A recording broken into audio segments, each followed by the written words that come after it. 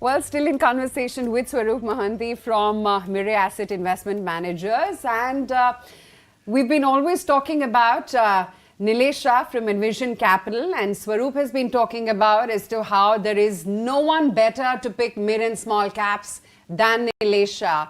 Nilesh, I almost thought that this is a bromance, and I was questioning why am I even here between these two long lost friends.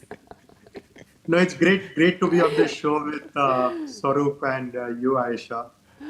It's a fantastic kind of a show to be here. And obviously, yes, Swaroop, it's been a pleasure and an absolute delight to have known Swaroop for all these long years and to have worked with him.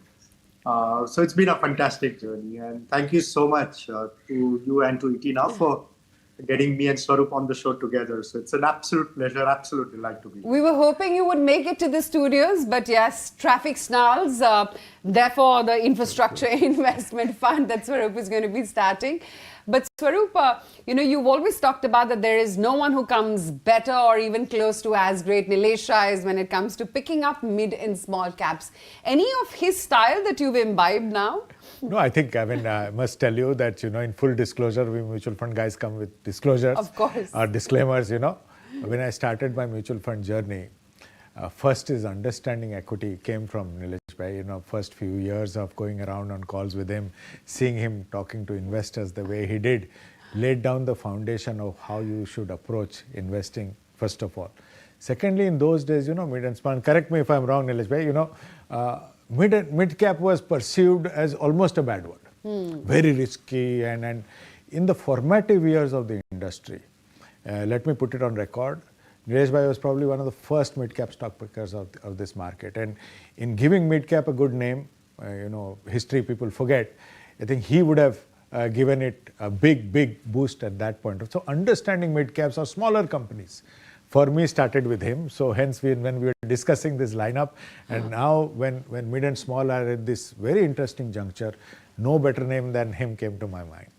Oh yeah, absolutely. But Nilesh, India will always be a small and mid caps market, right? It always has been. Yes, large caps should be part of your core portfolio.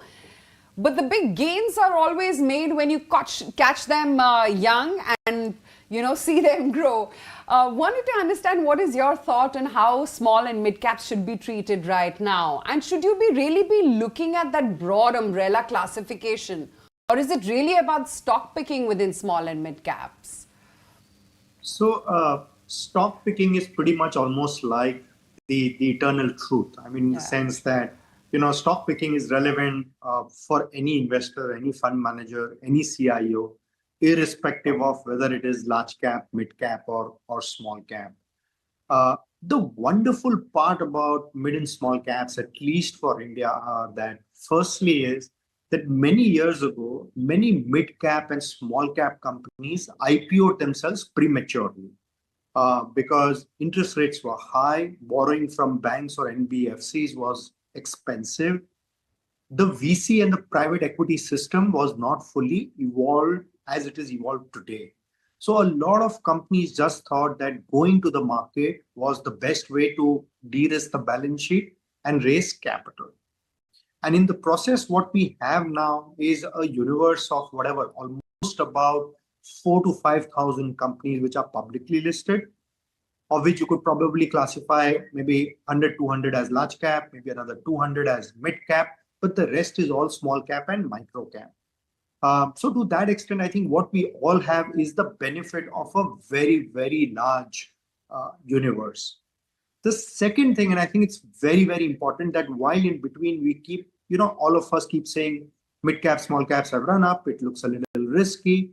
But I clearly believe that have the big picture in mind, that as long as we keep growing at this 6-7% in real terms and 10% in nominal terms, until we don't get to a stage where from $3,000 per capita, we move to about $9,000 to $10,000 per capita, we essentially, it will be an environment where mid to small size companies will continue to do well, will continue to grow at a faster pace versus essentially the big names or the large names.